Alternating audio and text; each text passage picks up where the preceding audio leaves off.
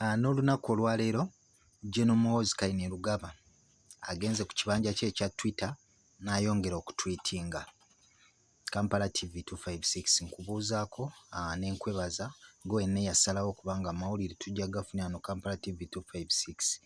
Nja kujjukiza okulayikinga, okukomentinga, kw'oteeka n'okusharinga. Gwe wenna gwe tutambula naye Kampala TV 256. Wiiki eno ng'eggwaako General Muhoozi Kainerugaba yavaayo n'ategeeza nga eggwanga lya South Sudan, eggwanga lya Sudan bwe basobola okuba nga balirumba mu lunaku lumu ne basobola okuba nga baggyako ye be yayita abayeekera abatwala ekibuga Khartoum. Kino nno kyanyiiza abakungu mu ggwanga lya Sudan era baavaayo ne bawandiikira eggwanga lya Uganda okuvaayo lyetonde ku bigambo bya General Muhoozi bye yali ayogedde ku ggwanga lyabwe.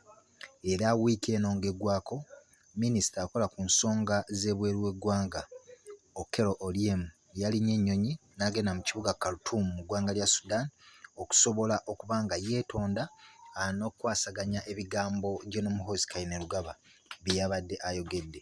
Kyokka embeera ebadde nga ekkakkana olunaku olwaleero General Muhoozi avuddeyo era n'atweetinga n'ategeeza nti after Jesus Christ, my own father General Yoweri Museveni is the greatest. If he ordered us to capture Khartoum, we will do it tomorrow.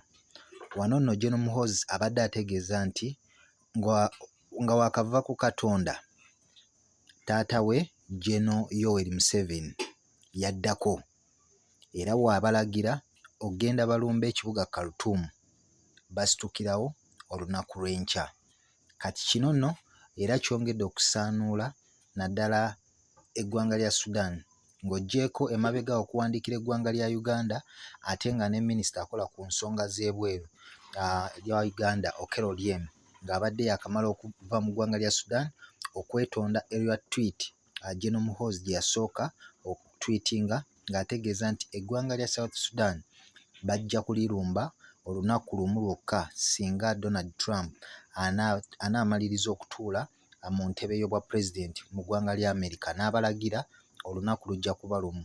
Kati kino nno era kyongedde okutankuula embeera wakati wa Uganda ne Sudan ng'era aba South Sudan essaawa eno si basanyufu banyiivu ku lwa tweet era General Muhoozi gy'asobodde okubeera nga addamu okutweetinga. Ojja kujjukira olunaku lwabadde lwa Saturday, omwogezi wa gavumenti Ofono Opondo yavuddeyo n'ategeeza General Muhoozi Kainerugaba n'amugamba ekifo kyalimu eky'obwa CDF kyetaaga okwegendereza naddala singa oba nga otweetinga nnyo ku mikutu gimunaayiza wala. N'avaayo n'agamba ebigambo bw'omala gabiwandiika bisobola okukosa eggwanga Uganda. Yavuddeyo n'amusaba nti bw'aba agenda okutweetinga oba okuwandiika ekintu kyonna yandisoose n'alowooza ku biseera eby'omu maaso eby'eggwanga Uganda n'enkolagana ya Uganda n'amawanga amalala singa aba ayagala okuwandiika ekigambo kyonna naddala ku ggwanga eddala.